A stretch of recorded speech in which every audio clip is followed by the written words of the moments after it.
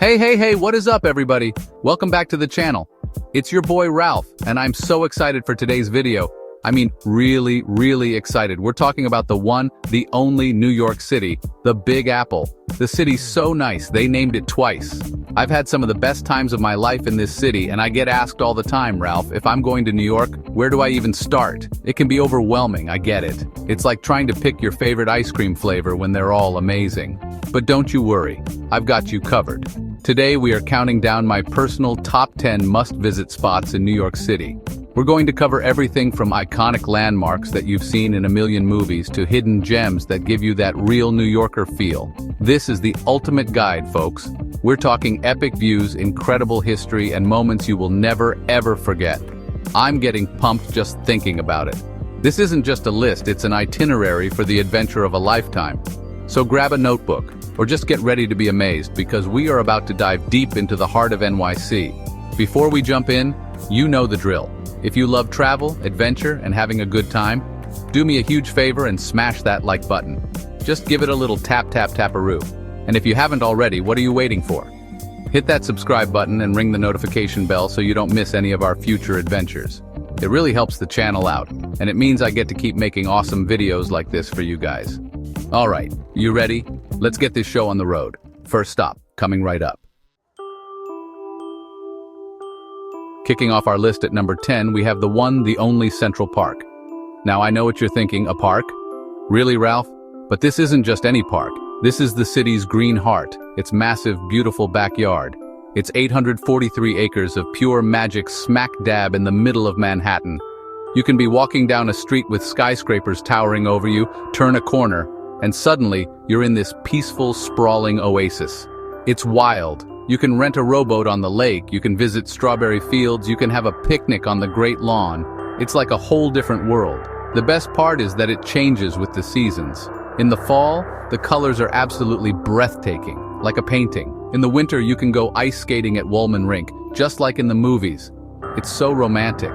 And in the summer, it's just buzzing with life, people playing music, artists sketching, families laughing. It's the perfect escape from the hustle and bustle without ever having to leave the city. You could spend an entire day here and still not see everything. It's a must-do, trust me. You haven't really done New York until you've taken a stroll through Central Park. Alright, coming in at number 9 is a lady you might have heard of. She's tall, she's green, and she's been holding a torch for a long time. Of course, I'm talking about the Statue of Liberty. You cannot go to New York City and not see Lady Liberty. It's like going to Paris and not seeing the Eiffel Tower. It's just not done. Taking the ferry out to Liberty Island is an experience in itself. You feel the breeze, you see the skyline getting smaller, and then you see her, getting bigger and bigger. It gives you chills, seriously. She was a gift from France back in 1886, which is just insane to think about. This statue has welcomed millions of immigrants to America, representing hope and freedom. It's so much more than just a statue. It's a powerful symbol. You can climb up to the crown for an incredible view, but you have to book those tickets way in advance. Even if you just walk around the base and visit the museum on the island, you get a real sense of history and scale. It's one of those things that looks cool in pictures, but seeing it in person, it's a whole other level. It's truly iconic. Get your sunglasses ready, because at number 8, we're heading to the crossroads of the world, Times Square. This place is pure electricity. It's an explosion of light, sound, and energy that hits you the second you step into it. We're talking giant digital billboards that are stories high, flashing ads, street performers, the famous New Year's Eve ball.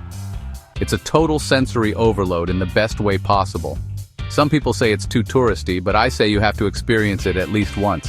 There's nothing else like it on the planet. My favorite time to go is at night. That's when it really comes alive. The lights are so bright it feels like daytime. You can just stand in the middle of it all, look up and spin around, taking it all in. It's organized chaos. You've got the naked cowboy, people in Elmo costumes trying to get a picture with you, Broadway theaters all lit up. It's a spectacle. It truly feels like the center of the universe. It's that vibrant, pulsating, can't-sleep energy that people talk about when they talk about New York. It's loud, it's crowded, and it's absolutely unforgettable. Up next at number 7, we're going up, way up, to the legendary Empire State Building. This building isn't just a building, it's a celebrity.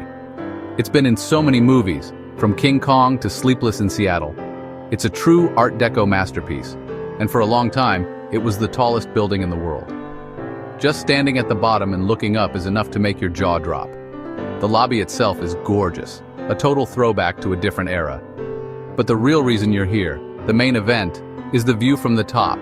You take these super fast elevators up, your ears pop a little, and then you step out onto the observation deck on the 86th floor. And wow, just wow. You get a full 360-degree open-air view of the entire city. You can see everything. Central Park, the Statue of Liberty, the rivers, all of Manhattan laid out like a map at your feet. It's one of those moments that really puts the size and scale of New York City into perspective. It's breathtaking during the day, but at night, when the city is all lit up and sparkling, it's pure magic. It's a view you will carry with you forever. Coming in at number 6, for all my art and history lovers out there, we have the Metropolitan Museum of Art, or as the cool kids call it, the Met. This place is gigantic. It's one of the largest and most impressive art museums in the world. I'm telling you, you could spend a whole week in here and not see it all. It has over 2 million works of art spanning 5,000 years. That's not a typo, 5,000 years. From ancient Egyptian temples that they literally moved here stone by stone, to famous European paintings by Monet and Van Gogh. It's like a time machine. One minute you're looking at knights in shining armor in the Arms and Armor collection, and the next you're walking through a reconstructed Roman villa. They have entire rooms from historic houses, incredible fashion exhibits at the Costume Institute, and contemporary art that will make you think. My advice?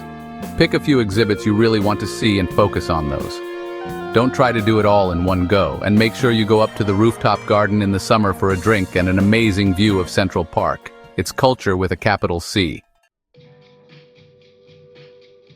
At number 5, we're taking a walk across an absolute legend, the Brooklyn Bridge. This thing is more than just a way to get from Manhattan to Brooklyn. It's a work of art. When it was completed in 1883, it was the longest suspension bridge in the world. Can you imagine that? It was a total engineering marvel for its time, with those beautiful stone arches and steel cables. Walking across it is a rite of passage for any visitor to New York.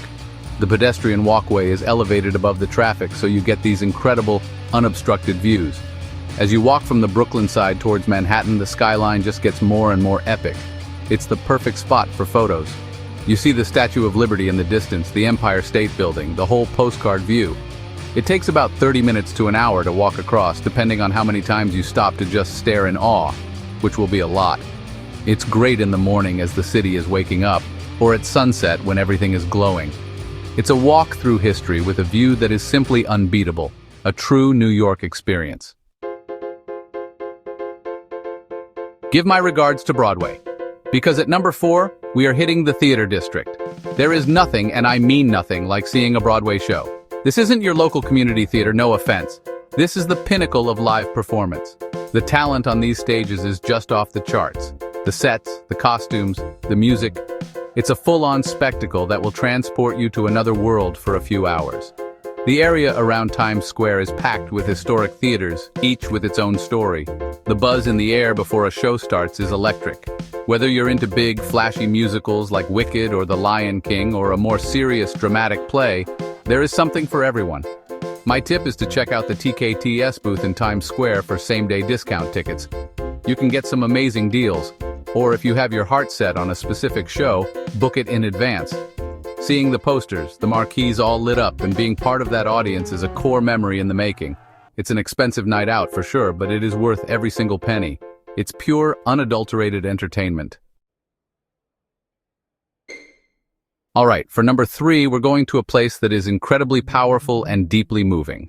The 9/11 Memorial and Museum. This is not an easy visit, but it is an essential one. It's a place for reflection, remembrance, and to honor the nearly 3,000 people who lost their lives on September 11, 2001. The memorial itself consists of 2 enormous reflecting pools set within the footprints of the original Twin Towers. The names of every person who died are inscribed around the edges. The sound of the water cascading down is constant and somber. It's beautiful and heartbreaking all at once. Going down into the museum is an emotional journey. It tells the story of the day through artifacts, personal stories, and multimedia displays. You'll see things like a crushed fire truck, the last column removed from the site, and hear voicemails from people on the planes. It is heavy, but it's also a testament to the resilience of this city and the heroism of so many. It's a place that will stay with you long after you leave. It's so important to visit, to understand, and to remember. It's a profoundly human experience that reminds us to cherish every moment. Coming in hot at number 2 is a place you might just pass through, but you should absolutely stop and explore Grand Central Terminal. Don't call it a station, it's a terminal, the end of the line. And what an end it is. This place is a living, breathing piece of New York history. Opened in 1913, it's a masterpiece of Beaux-Arts architecture. The first time you walk into the main concourse, you will stop dead in your tracks and look up. The ceiling is this massive celestial mural of the zodiac constellations, and it's absolutely stunning. It's always buzzing with people rushing to catch their trains, but if you take a moment, you'll see so many cool details. There's the famous four-faced clock above the information booth, which is worth millions.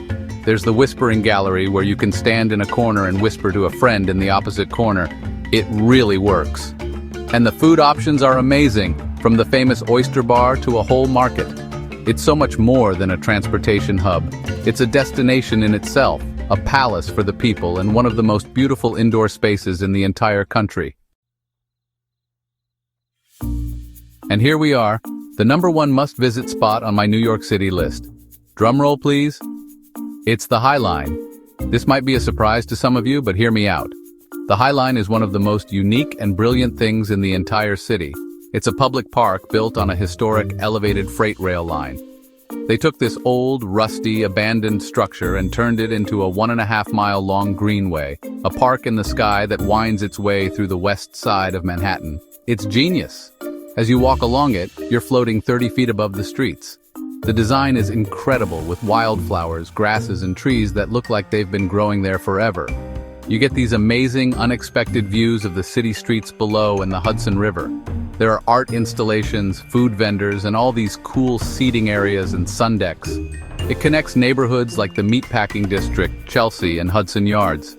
It represents the best of New York's creativity and innovation, taking something old and forgotten and reimagining it into something beautiful and new that everyone can enjoy. It's my absolute favorite thing to do, and that's why it's my number 1. And that's a wrap, folks. That was my top 10 list of the absolute must-visit spots in the incredible New York City. From the sky-high views of the Empire State to the peaceful paths of the High Line, this city just has so much to offer. I really hope this gives you some inspiration for your own trip to the Big Apple. Honestly, we could have made this a top 50 list. That's how much there is to do. Every single one of these places holds a special memory for me, and I know they will for you too. What a city. Thank you all so much for hanging out with me today and taking this little virtual tour. I had a blast making this for you. If you enjoyed the video and you're feeling the NYC love, please don't forget to give it a big thumbs up. And if you're new here, hit that subscribe button and the notification bell so you can join our amazing community for more adventures. It's the best way to support the channel, and it means the world to me. I read every single one of your comments and they always make my day. Now I want to hear from you. What is your favorite spot in New York City? Did I miss anything on my list that you think is an absolute must-see? Let me know down in the comments below. I can't wait to read all your suggestions and your own New York stories. Thanks again for watching, everyone. Stay adventurous, and I will see you in the next video. Bye, everybody.